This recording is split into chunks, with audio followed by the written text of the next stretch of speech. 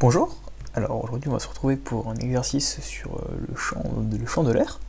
Donc le but de l'exercice ça va être de donner une interprétation en fait plutôt géométrique sur le comportement qu'a un solide quand il est en rotation. Donc on nous donne l'équation de l'air ici, et on nous donne aussi la matrice d'inertie du solide en question ici, donc une matrice diagonale 1, 2, 3 sur la diagonale.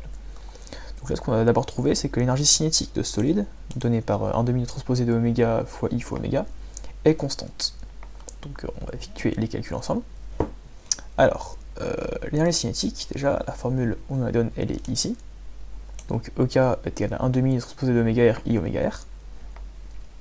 Donc ce qu'on va faire, ce qu'on vise, c'est dEK sur dt qui vaut 0. Ça veut dire que EK est constante. Donc on va effectuer le calcul. Donc cette expression-là, on l'obtient juste avec dérivée de U, de A, B, C, le tout point, ça fait A point BC plus A B point C plus A B C point. Donc on déroule le calcul et on tombe sur cette expression-là. Hop. Ensuite, ce qu'on a, c'est oméga R point avec la formule de l'heure. On a directement que ça vaut moins I moins 1 fois oméga R vectoriel I oméga R. Donc on remplace oméga point par cette expression là. Donc on a I point qui va s'annuler. Et là ensuite on aura un vecteur qui sera forcément orthogonal à oméga R, parce que oméga R est dans le produit vectoriel. Et du coup là on a transposé d'oméga R scalaire un vecteur qui est orthogonal à oméga R, donc ça vaut 0. Donc finalement on a EK point égale 0. Donc c'est équivalent à dire que EK c'est une constante. Hop, voilà. Donc maintenant on demande de dessiner une ellipse qui correspond au l'ensemble de tous les oméga R tel que l'énergie, donc E, elle valent 10 joules. Et ensuite on va devoir dessiner le champ de vecteur qui correspond à l'évolution des oméga R sur cette ellipse. Donc déjà on part de E qui vaut 10 joules, et ce qu'on vise du coup c'est que EK, l'énergie cinétique, ça soit égal à E, 10 joules. Donc on remplace ça par ceci. Ça va raisonner en termes de normes. Donc on rappelle que la norme d'un vecteur V, enfin norme au carré de V, ça vaut transposé de V scalaire V. Et en remplaçant en fait ça par des normes, on obtient en fait que cette expression-là est complètement équivalente à la norme de racine de i avec racine de i, une matrice telle que racine de i au carré soit égale à i. Ici, bon, comme i est diagonale, ça va juste correspondre à la matrice diagonale avec les coefficients en coefficient la racine des coefficients de i. Donc en fait racine de i ça va être égal à 1 racine de 2 racine de 3, ici que des 0, ici que des 0. Et en fait ça veut dire que on a cette condition est équivalente en fait à ce que l'énergie cinétique vale E. Et du coup on sort juste en sortant oméga de la racine, on obtient que U c'est un vecteur qui appartient au cercle unité, donc un vecteur unitaire, et oméga doit être égal à racine de 2E fois, là c'est une racine, on rappelle ça c'est réel, et ça c'est une matrice, donc c'est M3 de R, fois la racine de i puissance moins 1. Donc ça pareil, comme racine de i puissance moins 1, ça va juste être 1 sur racine de 2, 1 sur racine de 3. Donc on a obtenu le résultat pour tracer l'ellipsoïde. Donc on va aller sur Python. Donc la fonction draw, hop, ce module-là. Donc d'abord je rentre la valeur de E, la matrice d'inertie I, le pas ça va servir pour les vecteurs. Donc ce qu'on a, on va utiliser la fonction drawSphere, donc de vue 3D lib. Cette là dessine juste une sphère toute simple. Et ce qui va se passer, c'est qu'on va la déformer en la faisant passer par une matrice. Donc l'enjeu en fait, ça va être de trouver la dite matrice. Et en fait la matrice, on l'a eu, parce que la matrice qui va déformer en fait la sphère, et c'est celle qu'on a trouvée ici, celle-ci. Donc M, je mets que là en fait je parcours toute les latitudes de la sphère. Donc bon, je vais rappeler ça, donc on a une sphère ici. Donc latitude, hop là, latitude ça fait être ceci. Donc en partant d'ici, on va aller de pi sur 2 à moins pi sur 2.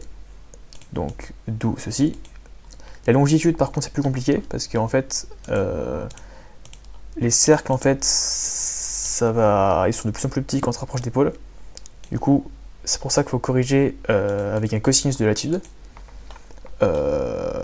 Donc ça va de 0 à 2 pi forcément, parce que le tour, en fait le tour de la Terre il fait comme ça, hop.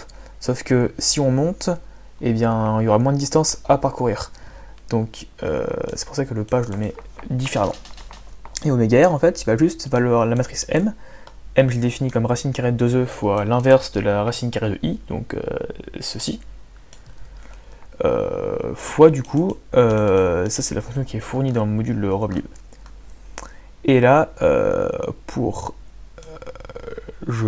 c'est pour les flèches, donc je vais le faire je pense après, comme ça, on va d'abord dessiner uniquement l'ellipse. Hop. Hop là, on commente ça. Et là, du coup, on va juste dessiner la sphère. Hop là. Non, on va redonner le bon programme, c'est mieux. Ok. Donc, alors field. Hop. On va dans ce qu'on veut tracer. Et là, on obtient l'ellipse. Voilà. Parce qu'en fait, c'est la sphère unité qui va être déformée par la matrice M. Donc maintenant, ce qu'on se demande, c'est de tracer aussi le champ de vecteur qui correspond à l'évolution d'oméga r. Donc pour ça, je rentre oméga r et je vais faire les flèches en fait, mais qui vont être différentes selon leur norme. Si jamais en fait je norme pas ça, il y aura des flèches immenses, on n'y verra rien. Donc là je mets juste un terme correctif pour que les flèches varient, la taille varie assez peu, mais elle sera quand même petite autour des points d'équilibre, et c'est ça qui est intéressant. Donc là je vais les faire en rouge, comme ça on verra bien. Donc je vais pouvoir run aussi le programme. Hop là. C'est bon. Donc on va ouvrir. Et voici du coup le champ de vecteur correspondant à oméga r. Donc là on peut déjà voir des choses. Ici on voit un axe de rotation qui est très stable parce que les flèches sont petites autour et on voit bien que tout tourne autour de ce point, enfin ça converge vers ce point. Ici on a un autre axe de rotation stable, donc autour de cet axe-ci. Même phénomène, les flèches convergent vers ce point-là, les flèches sont plus petites autour. Si je diminue encore le pas, là le pas je le définis ici, pi sur 18, donc si jamais je parcours l'étude et la longitude avec un pas encore plus petit, genre par exemple pi sur 30, pi sur 40, on verrait que les flèches seraient encore plus petites, se rapprocheraient à fond de ces axes. Mais ce qui est intéressant, c'est autour de cet axe-là, deuxième axe, et bien on voit qu'il y a des instabilités. Parce que certes, il y a des flèches qui se rapprochent de l'axe, donc qui mènent des flèches plus petites, donc ça veut dire que oméga r point va être tout petit, donc ne va pas trop varier. Et bah en fait, il y en a aussi qui s'en éloignent, genre celle-ci par exemple s'en éloigne, celle-ci s'en éloigne, donc ça veut dire que ça va être un axe de rotation mais instable. Et on a la même chose de l'autre côté évidemment, hop, ici, instable également. Donc ça maintenant, on va illustrer. Hop là. Maintenant, on va devoir simuler avec Runge-Kutta une méthode d'évolution d'un vecteur, avec ça comme condition initiale. Donc 4 racine de 2, 0 pour oméga r à l'instant 0. Pareil, on va revenir à Python. Donc là, ce que je vais faire, je définis d'abord le vecteur oméga r initial, ici. Donc là, en fait, c'est le point de départ. Là, je vais parcourir entre 0 et tmax et dt. Donc tmax, j'ai mis que ça valait 5. Et dt, un pas de 0,1, que ça fait 50 flèches. Là, je vais dessiner juste la flèche, donc ça va être en noir. Avec pareil, je normalise un petit peu la taille pour pas que les flèches soient trop grandes. Et pour oméga r de t plus dt, en fait là c'est juste une méthode de Runge-Kutta 2, RK2, pour calculer oméga r de t plus dt. Donc là c'est juste la formule du Runge-Kutta, et là on la calcule, ah pardon, la formule de l'air, ce que j'ai mis, c'était une fonction que j'ai définie avant, ça donne juste la relation de l'air, donc oméga r point, ça fait moins l'inverse de i fois l'adjoint de oméga r fois i fois oméga r. Donc c'est la formule de l'air que j'ai rentrée. Donc là, pardon, je rentre la formule de Runge-Kutta pour voir l'évolution d'oméga r. Et on va voir qu'autour d'un point de stabilité, ça passe. Donc je vais run le script Python, je mets le nom pour qu'on remarque bien. Hop. On va sur Online 3D Viewer, le numéro 3. Et là, donc le point de départ, il devait être, hop, probablement ici. Donc ce qui se passe, c'est que il y aura rotation, ça va tourner, ça va tourner, ça va tourner, et les flèches se superposent, donc ça veut dire que en fait, ça va rester autour de la rotation, donc si on continuait le temps, ça aurait continué à tourner comme ceci. Donc c'est un point de rotation, un axe de rotation très stable. Si on avait fait pareil ici, on aurait eu un résultat similaire avec des flèches qui vont faire comme ceci. Maintenant, ce qu'on nous demande, c'est de prendre un autre point. Donc, ce coup-ci, on prend 0,01 pour se décaler un tout petit peu de l'origine. Comme l'exercice d'avant, vous pouvez voir ma vidéo qui a été publiée aussi sur l'effet de Jenny-Bekoff, en fait, ça correspond à ça. Donc le deuxième axe d'inertie, et on s'en écarte un tout petit peu pour voir ce qui se passe en termes de stabilité. Parce que si on s'écarte un tout petit peu de ça, si je mettais 4,01, on serait revenu autour de l'axe très vite. Donc maintenant, qu'est-ce qui va se passer? Hop là. Hop. Le point de départ, on le met ici. À 0,01, racine 10 et 10. Là, je augmente un peu le temps parce que sinon, on voit pas ce qui se passe, on n'a pas le temps de voir. Et là, pareil, je fais la même chose, Runge-Kutta 2 pour calculer oméga r de t plus dt.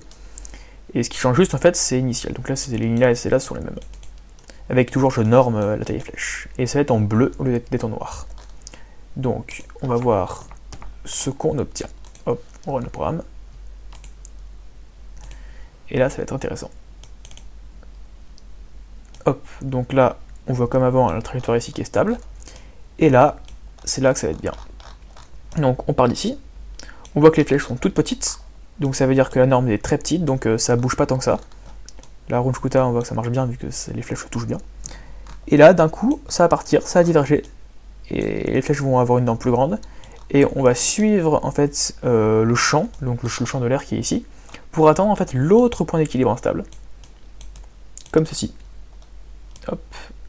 Et là, pareil, les flèches rétrécissent, donc ça veut dire que ça va encore se stabiliser un petit peu autour de ce point. Mais encore une fois, ça va repartir, etc. Et on repart. Et il y aura du coup une période d'oscillation qui va dépendre du solide.